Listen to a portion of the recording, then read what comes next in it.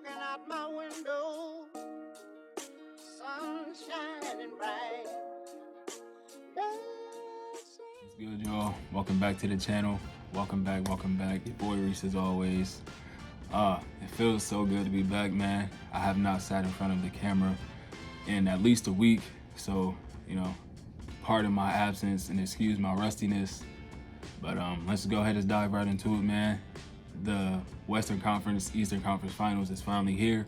The final four teams, like I told y'all in that last video, the bubble was real basketball. You hear me? The bubble was real basketball. We got a repeat of the Western and Eastern Conference Finals from the 2020 NBA bubble.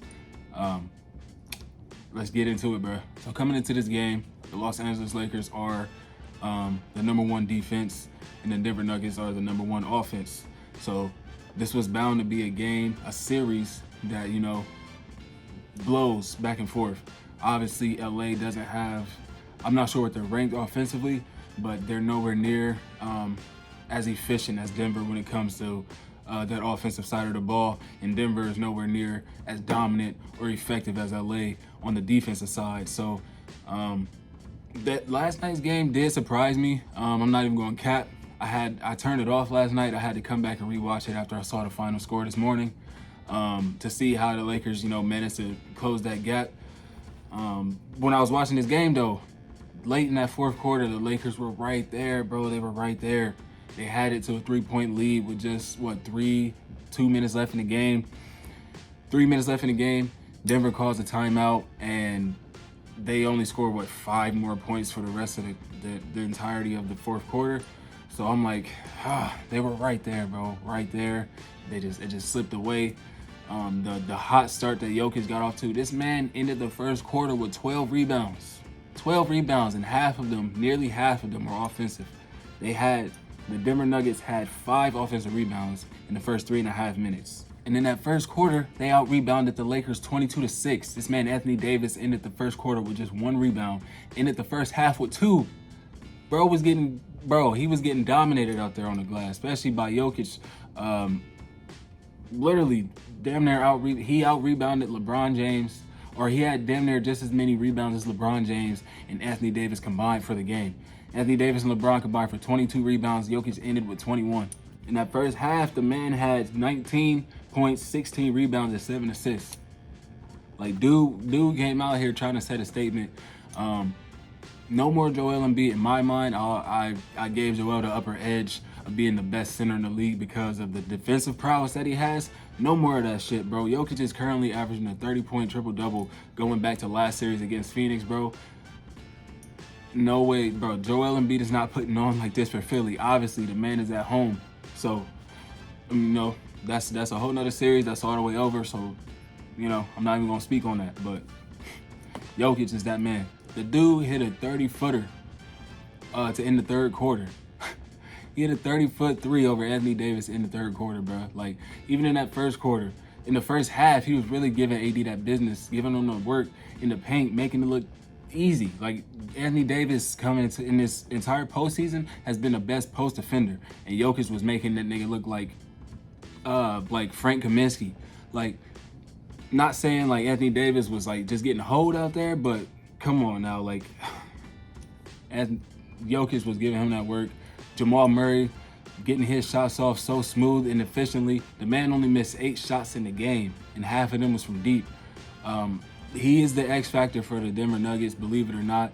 Aaron Gordon, he's not really that much of a scorer, but his defense on guys like LeBron and Anthony Davis, yes, that'll be a factor as well. But when you talk about an X factor, it has to be Jamal Murray. He has to be the second best player for the Denver Nuggets in this series. And without him being that, it's going to be rough. It's going to be rough for the Nuggets. The discourse around this game on Twitter when I woke up is that the Denver Nuggets should be worried and that LA should be feeling good. Although they lost, LA should be feeling good about the way that they held their own, coming back, climbing back into this game, fighting back. Shit, they were down 20, bro. They was down 20 in that third quarter, or 21, as much as 21 in that third quarter. Up by 14 going into the fourth, but the Lakers went on a 11-5 run to end the third, going into the fourth, a 10-2 run. So they was just knocking that lead down.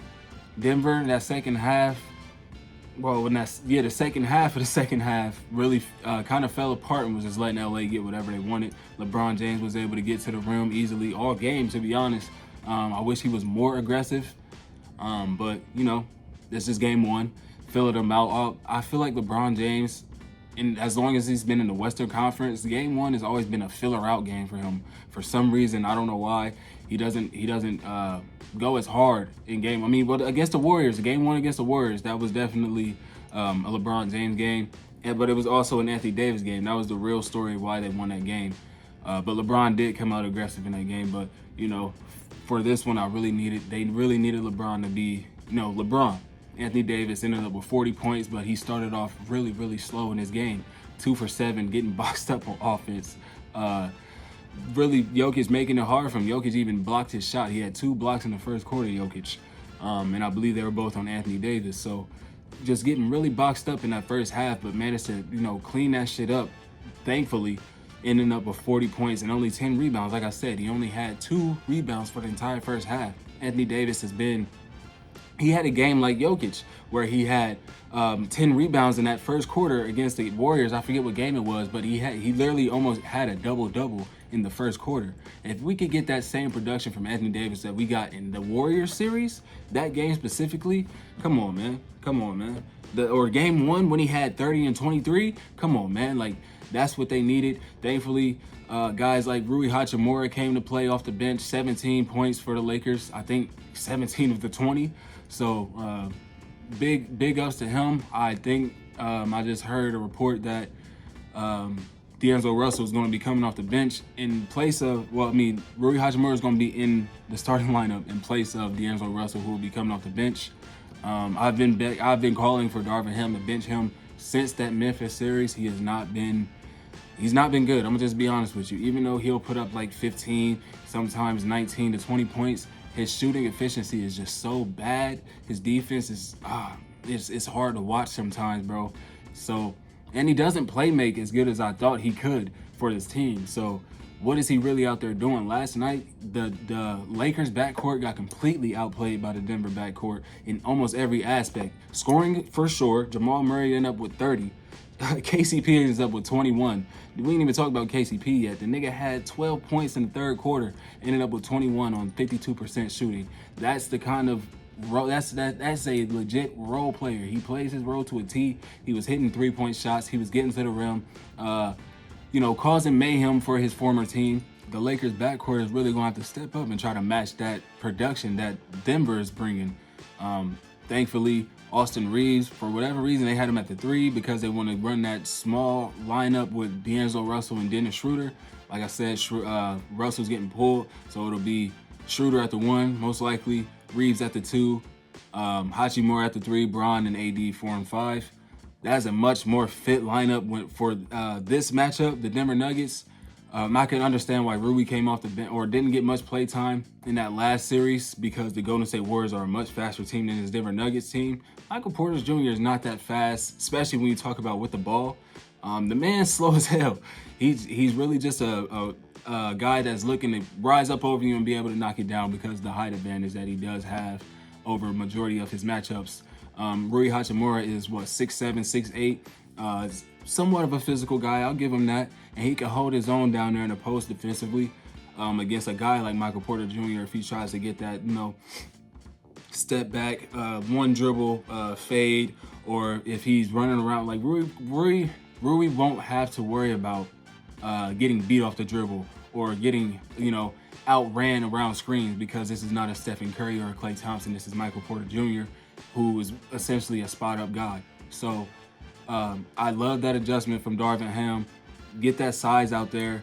Jamal Murray and KCP obviously aren't taller than 6. I think KCP might be 6'4". Jamal Murray is 6'2", 6'3". So that little backup, that backcourt matchup, size, when you talk about size, that's okay.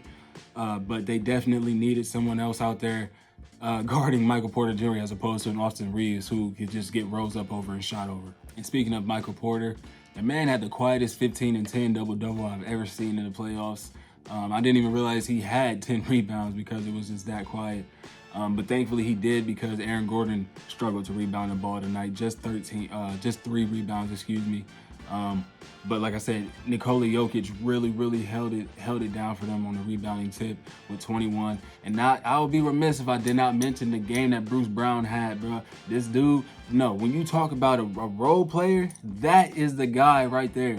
That dude can go from being a small forward, a power forward, where he's just getting that little floater shot that he was getting in Brooklyn, right in front of the rim, to now being a true, not like a true legitimate, like, playmaking point guard, but like a backup point guard that you can really trust to run your offense with Denver. I really like the adjustments that he can make to his game, and he's learning and getting better every year, bro. Dude had 2 crazy down the middle, just in transition, and dunk on niggas. Like, Bruce Brown was so impressive in this game, bro. A similar game to Rui Hachimura off the bench, where their production really was much needed for both of these teams. In the first half, Brown ended up with 14. The Lakers bench had 15. So he was matching the Lakers production off the bench all on his own. Like I said a little earlier, Austin Reeves had a decent game. Finally, looking like himself from that first series against Memphis, where he had 30 in the first game, but then was quiet. Pretty much essentially up until he had one game in that Golden State series, but Reeves haven't looked like himself offensively tonight. Ended up with 23 points on 5 of 9 from downtown, 8 assists to go along with it. He is the playmaker of the offense for the Lakers, which is weird to say, especially considering that he plays the 1 through the 3. For whatever reason, they got him playing the 3, but he's able to make plays out of any position that he's in. He's really, I can tell, LeBron is really trying to, mold Austin Reeves into something that, even Austin Reeves didn't think he could be. So I enjoy watching Austin Reeves play basketball, because he plays the game the right way. I love playmaking guards that, can play make, and he also can knock down the 3 ball. But I get tired of seeing him flopping every time the ball gets knocked out of his hand, like he has to, sell the call. Bro, you're not cut like that, Austin. I'm gonna just be honest with you, bro. Finish through the contact and make the play. You're not LeBron James. That's something that he is rubbing off on Austin. That's not good. Because I don't like that. I hate flopping. Let me just get that out the way. Any player that flops, I think that shit is soft. It's uncalled for in majority situations. But a guy like LeBron, and you can see it in, bro, Jamal Murray hacked the hell out of LeBron going up on the baseline. And it took for LeBron to go like this, AD go like this. 3 seconds, 3 officials. Nobody blew a whistle. Denver was about to start a transition fast break for them to blow the whistle and call the foul. Like, I get why LeBron flops, because they miss so many of his calls, bro, but it does get tiring to watch. I hate flopping from any player, bro. And like a guy like James Harden, and Joel Embiid, that was their demise in that series. The fucking flopping, the looking for calls. Get back on defense, bro, and make a play, bro. Forget about that shit the next time down and fight through the contact like that. It's so annoying, bro. It's so annoying. But tonight, 8:30 Eastern time, the Miami Heat are taking on the Boston Celtics. That is crazy to say, bro. We really have a repeat of this bubble shit, bro. I was saying that shit in 2020 when people was like, oh, Mickey Ring didn't blah, blah, blah. Bro, if you was a real hooper, bro, you locked the fuck in. That was your time and place to be. And we see guys like a Jimmy Butler who was able to thrive in that situation. Even now, with the fans back, true hoopers, bro, it don't matter where you at, what the circumstance is, bro. As long as your basketball is the main focus, bro, I'm gonna come and get that shit done. But yeah, Celtics taking on the Heat, game 1 of the Eastern Conference Finals. A lot of people are counting out Miami. I don't know for why they're counting Miami out, although Boston is the 2 seed and they are really hot. They did have to go 7 with the Philadelphia 76ers. They did have to go 6 with the Atlanta Hawks. Miami Heat damn near swept in the first round. Miami Heat damn near swept in the second round. So they have their players are more rested than any other team in this playoff so far. Unless you consider what Denver did in those playoffs as well. They're more rested than the Celtics. Although that could be, you know, a little downfall. The Celtics are in rhythm right now, especially Jason Tatum having to, you know, break the all-time scoring record that was just set a couple weeks ago by Stephen Curry in a Game 7. But, you know, that may be, he might not come to play that night. You know, Jason Tatum's been struggling in his playoffs. He'll have an off night one night. It's like Anthony Davis. Every other day, you don't know what to expect from Tatum, but a guy like Jaylen Brown, in my opinion, has been a very, very consistent guy for them in this playoffs. He has had a couple duds. I'm not going to say every game he's just, you know, doing what he needs to do offensively. He has had a couple duds, but Jaylen Brown is the X factor offensively.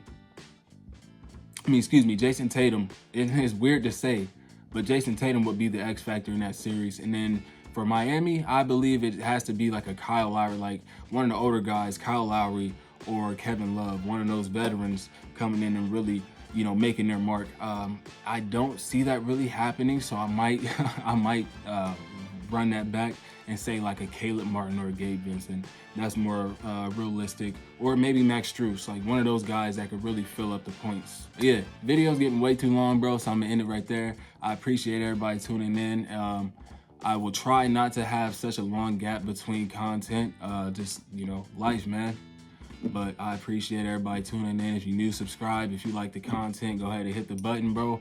And comment below so we can get some banter going back and forth. It's been a while since I talked ball with y'all. So, you know, let me know what y'all thinking about this game. Let me know what y'all thinking about this series. What about the Boston series? Like, let's talk, bro. But yeah, thank y'all for tuning in. I'm about to go ahead and edit it and drop it. Appreciate you. Peace.